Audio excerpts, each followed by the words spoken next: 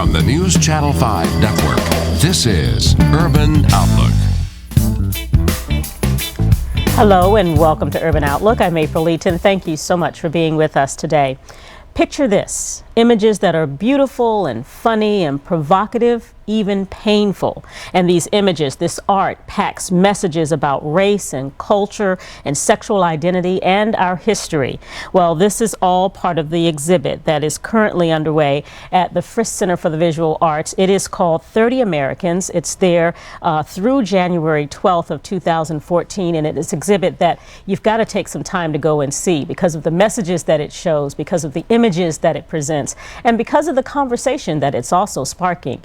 To talk a little bit about this exhibit and what's going on over there at the Frist Center is Katie Delmez. She is the curator there at Frist. Thank you so much for being here. Oh, thank you so much for having me. And as I said, 30 Americans, you all always have good stuff. So I should start by saying that. You always have great things over there at Frist, interesting things that people want to kind of come in and poke around and think about and take a look at. But this one in particular, this 30 Americans exhibit, tell us a little bit about it. Oh, 30 Americans is a really great show. It's a really engaging, a really thought-provoking, at times tough exhibition.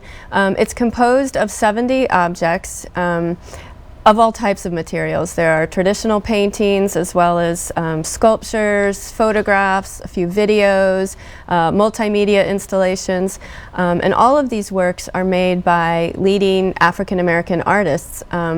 Most of the work has been made in the 21st century, although there are some that go a little bit made in the 70s, the 80s, and the 90s.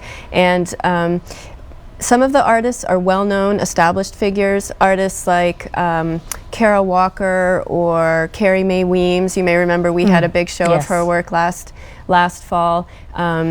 Jean-Michel Basquiat, the graffiti artist, but also several younger emerging artists, rising stars like Kehinde Wiley, Micheline Thomas, Hank Willis Thomas, who was in town last week. And when we get all of these artists together, it really creates an opportunity for a cross-generational conversation about, as you say, the influence of history and race and gender and sexuality and class that all of those can have on our individual identity. So it's a really thought-provoking exhibition. While these are African-American artists, some might say they're not necessarily, they may not label themselves that way. They may think of themselves as artists first, as messengers first, and then the race, the color thing comes next. Would you agree? Absolutely. That is, many of these artists want to be seen beyond being black artists, and all of these other influences that we've just mentioned certainly help create who they are and help create their identity. So I think it is important when one is walking through the show to be thinking about these artists as being more than black, and there are many messages that can be understood by other viewers as well. And some of the younger artists, in fact, they even want to be called post-black artists, and that's a term that came up in 2005 after a groundbreaking exhibition at the Studio Museum in Harlem.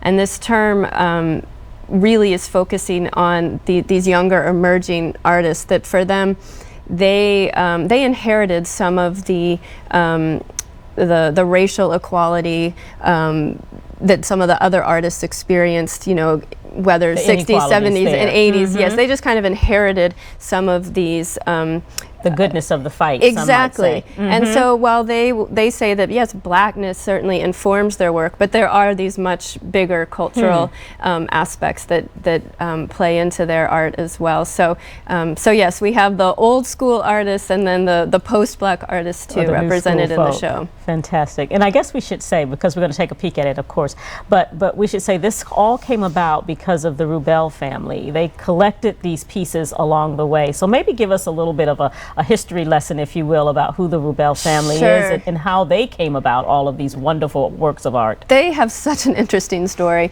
Don and Mira Rubel began collecting art in New York City when they were first married in the 60s. And the story goes that they made about $100. Don was in medical school and she was a Head Start teacher. They made about $100 a week, but they always devoted $25 a month to collecting contemporary art. And they have been just very dedicated and very passionate about collecting contemporary art. Now, the collection has grown to be one of the largest in the world of contemporary art, one of the largest private collections of contemporary art. They have about 6,000 works, although they're always acquiring, so that number is growing. And they've moved the collection to Miami. It's in a I want to say it's like a 45,000 square foot warehouse in Miami where they're able to show their works. And Don and Mira are they are collectors who always want to get to know the artist. They don't just buy through an auction house or a gallery. They want to get to know the artists that they collect. And they found when they were going in around 2007, there was this flowering of young African American artists. You know, a lot of people in the field saw these young artists like that I mentioned, Kehinde Wiley and Mickalene Thomas, that they were really hot and doing great things. And as they went to their studios, they kept hearing the same names over and over as important predecessors. Again, Kerry James Marshall, Jean-Michel Basquiat, Carrie Mae Weems, and they had many of those artists already in their collection. And they decided, you know, let's do a show that has the older artists with these newer ones and really allow some of these stylistic and conceptual links to be seen. And so that's how the show happened. The Rubels put it together. It was shown in Miami first in 2008, and now it has been, we are the 5th museum, I believe, to host it. It was at the Corcoran Gallery in Washington a couple of years ago, and the Obama family actually walked down from the White House. I think it was, if it wasn't Christmas Eve, it was near Christmas, and had a chance to see it. It's been really well received at all of the museums, and so far we've had a really good response too. Wow. Well, let's take a peek at some of the works of art. I know you're going to share a few of the snapshots with us of what you can see once you go to the Frist Center. But let's start with this piece here. Great. Yes, this is a work by Jean-Michel Basquiat, who's one of the most well-known artists in the show.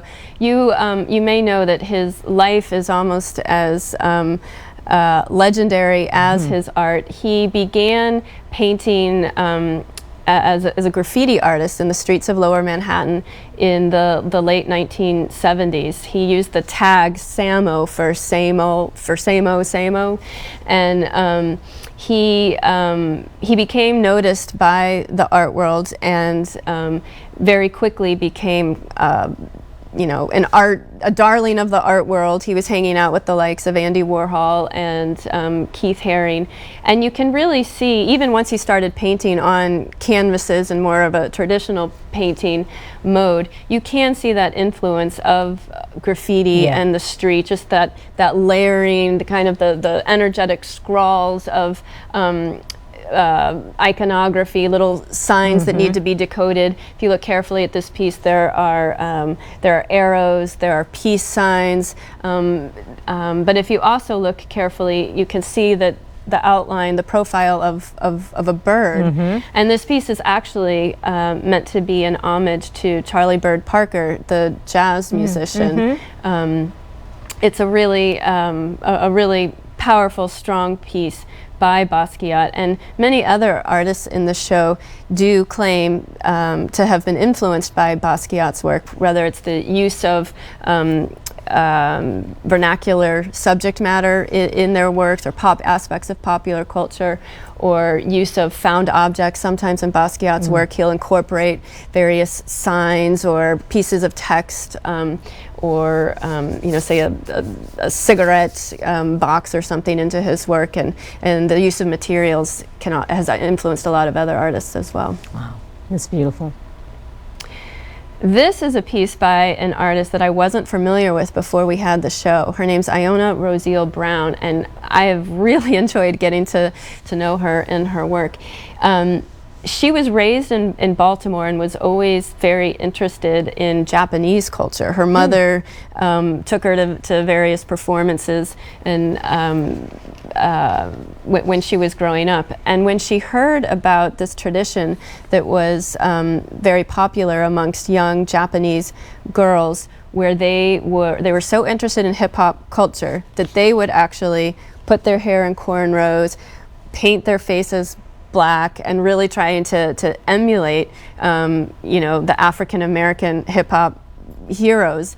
And she went to Japan to study this, and she wasn't sure if she should be flattered or insulted by what was going on. Right. And ultimately what she found is to her it really underscored how constructed identity is, and how we can all